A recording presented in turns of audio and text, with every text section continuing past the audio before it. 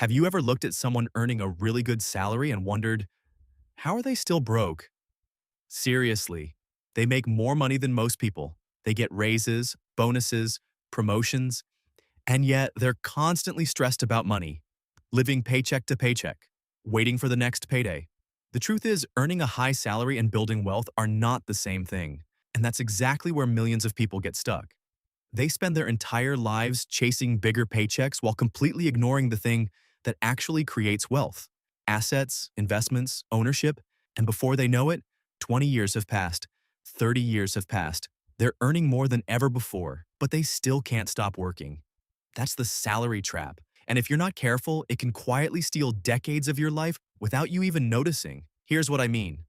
Most of us grew up hearing the exact same advice: study hard, get good grades, find a stable job, work hard, get promoted, earn more money, and eventually you'll be financially secure. Sounds reasonable, right? The problem is that nobody teaches us what happens after the paycheck arrives, because a paycheck alone doesn't build wealth. Think about it. If you earn $5,000 this month and spend $5,000 this month, how much wealth did you build? Nothing. The money came in. The money went out. And next month, you have to start all over again. That's the cycle most people live in. Not because they're irresponsible, but because nobody taught them a different game. The wealthy play a completely different game. While most people focus on earning money, the wealthy focus on owning things that make money. That's a huge difference. Imagine two friends, both get a raise. The first friend upgrades their lifestyle: a newer car, a better phone, a more expensive apartment. The second friend takes that same raise and starts investing it, maybe into index funds, maybe into a business, maybe into assets that grow over time. At first, that there's almost no visible difference. In fact, the first friend might look more successful. They have nicer stuff, a nicer lifestyle. Everything looks great from the outside. But fast forward 10 years, now things start looking different. Fast forward 20 years, the gap becomes massive. One person owns assets that continue growing, the other owns things that have been losing value for years, and that's the part most people miss. Wealth isn't about how much money you make, it's about how much money you keep and how hard that money works for you. Let me ask you something.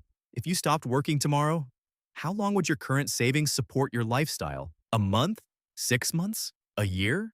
For many people, the answer is uncomfortable, because despite years of hard work, their entire financial life depends on the next paycheck arriving on time. That's not freedom, that's dependence. And unfortunately, that's exactly how the salary trap works. It keeps you focused on earning, while distracting you from building. And here's where things get really dangerous. As income goes up, spending tends to go up too. You finally get that raise you've been waiting for. You tell yourself you've earned it. And honestly, you probably have. So you start spending a little more. Nothing crazy, just a few upgrades. A nicer phone, a better car, maybe a bigger place. The problem isn't any one purchase. The problem is that they stack up. Before long, your expenses rise to match your income. And suddenly, you're making twice as much as you did 5 years ago. But somehow your financial stress hasn't changed at all. That's lifestyle inflation. And it's one of the biggest reasons high-income earners stay stuck. Now compare that to what investors do. When investors earn more money, they often increase their investments first. They treat investing like a bill that must be paid, not something they do with whatever's left over, because they understand something most people don't.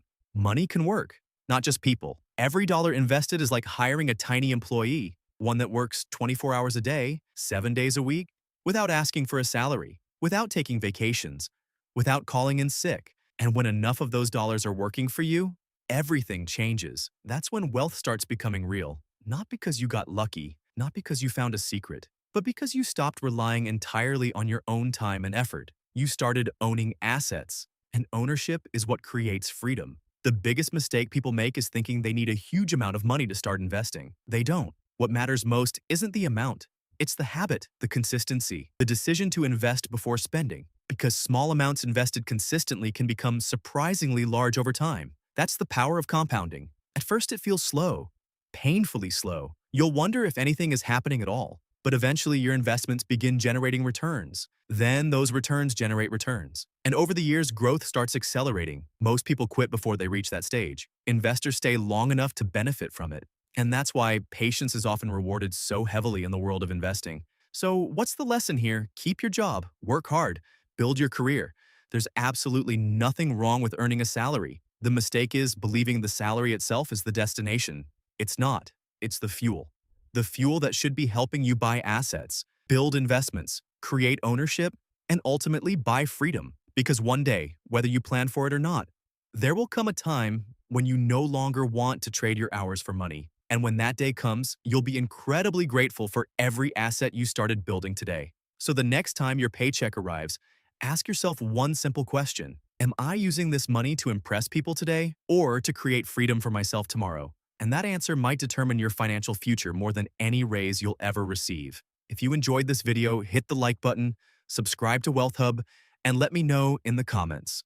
What's the first investment you're planning to make? I'd love to hear your answers, and I'll see you in the next one.